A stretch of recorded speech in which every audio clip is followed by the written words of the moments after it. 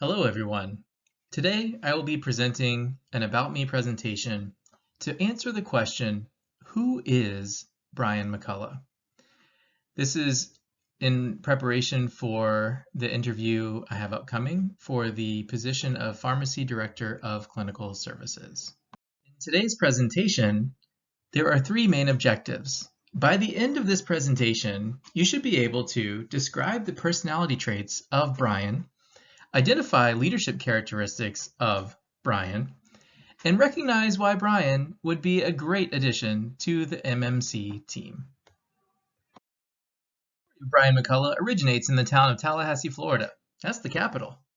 I'm the oldest of three boys, and my first job after graduating from college with a degree in chemistry was actually as a chemist. It didn't take very long for me to realize that that was not the job for me, as I am very social and apples and zucchinis don't really provide great conversation. However, my favorite job I've ever had was as an employee at Putt Putt Golf. Highly recommend it if you ever have the chance to take such an esteemed position. I've been married for almost 15 years and have two daughters aged 3 years and 9 months of age. Hashtag he for she. And just as a side note, my wife is a family medicine physician and would be a stellar Maine Medical Center residency faculty. So, if you know anyone. I also thoroughly enjoy playing music and also performing it. I play guitar, bass, drums, banjo. I haven't really picked up the banjo in about 3 years, but I could probably pick it up in a pinch. I also sing. I do have a trumpet as well, and an electric piano. Both of those I am learning. My professional background in pharmacy started at the University of Florida. Graduated from pharmacy school there, then did a residency at University of Florida's teaching hospital, Shands, with a PGY1 in hospital practice and then a PGY2 in infectious diseases. Interestingly, I was the first formally ID trained pharmacist in the entire state of Idaho. That was pretty cool. I held positions of antimicrobial stewardship pharmacist, formulary lead, assistant professor, and clinical manager in my career. I am currently the MSHP president, and we're making some great changes I'm very excited about. I'm also an educator, so I've given numerous CE presentations. I enjoy precepting and mentoring both students and residents. And if you want to see a CE presentation on vaccination, come see me at the spring MSHP meeting on April 29th in Bangor. I'm also a lean green belt. If you were to ask people who know me well, what defines me, I think that you would get some of the following traits. People would say that I'm nurturing. I am a father of two, and even in my managerial role, really try to help people grow and be their best selves. I would say that I'm intelligent. I am definitely charismatic, and I think that generally people know me pretty early as I am in meetings or groups, etc. I tend to be very empathetic and really look out for the needs of others and try to be proactive in body language and things that people are saying and really pick up on subtle cues to really connect with people. I'm genuine. What you see is what you get. And I tend to be very honest and open. I'm unifying. I love bringing people together and have a very collaborative spirit. And I'm young at heart. Even though I am now in my 40s, I still feel like I'm in my 20s. And if you were to put all these together, I think you could say that I'm a pretty nice guy. As this is a leadership position, it's important for everyone to know my leadership style. My style is very much that of servant leadership. I wouldn't ask anyone to do what I wouldn't do myself. And very often at go lives or as initiatives are rolling out, I'll actually do some of that work myself because I want to know what everyone's experiencing. I need to know if there's a problem with something, what that problem feels like. And so really try to lead as a servant. I found this quote that says, if serving is below you, then leadership is beyond you. And I agree with that wholeheartedly. I think leaders should definitely be servants. I'm collaborative. I love to make diverse teams as we're trying to tackle complex problems. If you have everyone with the same mindset and the same opinions, you'll have so many blind sides.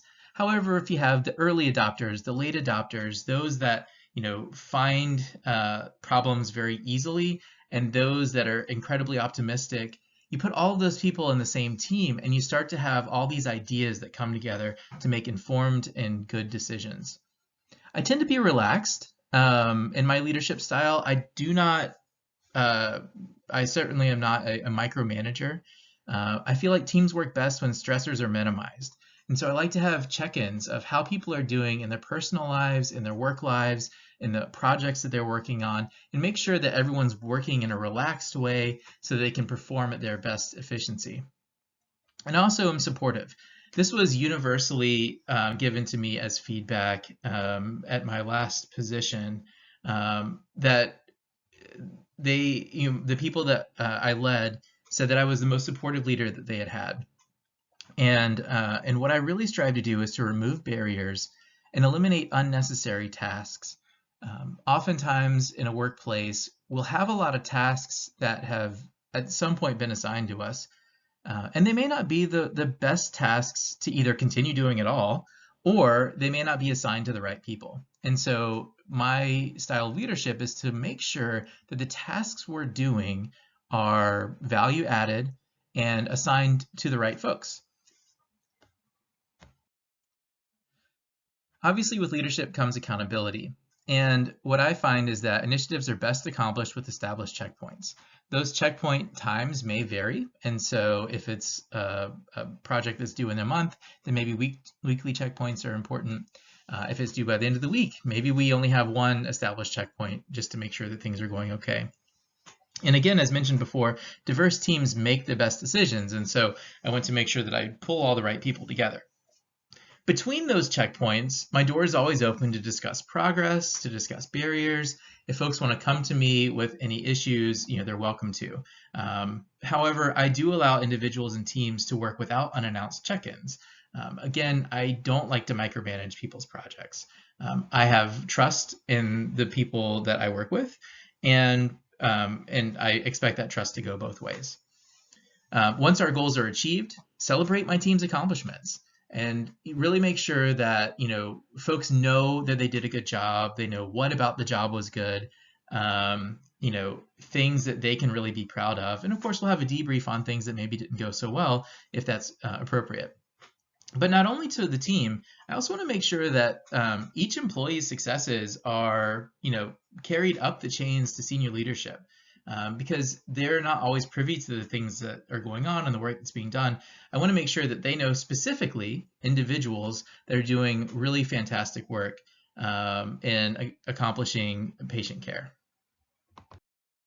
Some brief highlights of successes, just so you know the projects that I've worked on in the past. With antimicrobial stewardship, when I was in Boise, we saved a total of $600,000 over 2 years from the baseline spend of antimicrobials. So we saved $200,000 the first year, and then an additional $200,000 the second year, or $400,000 less than that baseline. At the University of Tennessee Medical Center, in addition to other initiatives as well, we really focused on fluoroquinolone use and saw a greater than 50% reduction in fluoroquinolone use. What we noticed after that reduction was a reduction in C. difficile and other antimicrobial resistance. As a formulary lead in Boise, we reduced drug expenditures as a system by about $2 million. At EMMC recently, we reduced Sugammadex use by about 25% within 1 month. That was some great work with the anesthesia group. And then in education, I've won multiple awards with the Hudson School of Pharmacy and was the 2020 MSHP Pharmacist of the Year. So in summary, why would I be a good fit for Maine Medical Center? I have a rich clinical background spanning multiple organizations. I'm a servant leader that's consistent with the goals of Maine Health. I'm a bridge builder. I want to build and amplify clinical teams and services. I'm a visionary who seeks to identify new and more efficient ways of moving pharmacy forward. And I'm supportive. I'll continue to seek to break down barriers for my team. And with that, I will take any questions. My email is there, or you can ask me when I'm on site for the interview. I look forward to meeting all of you.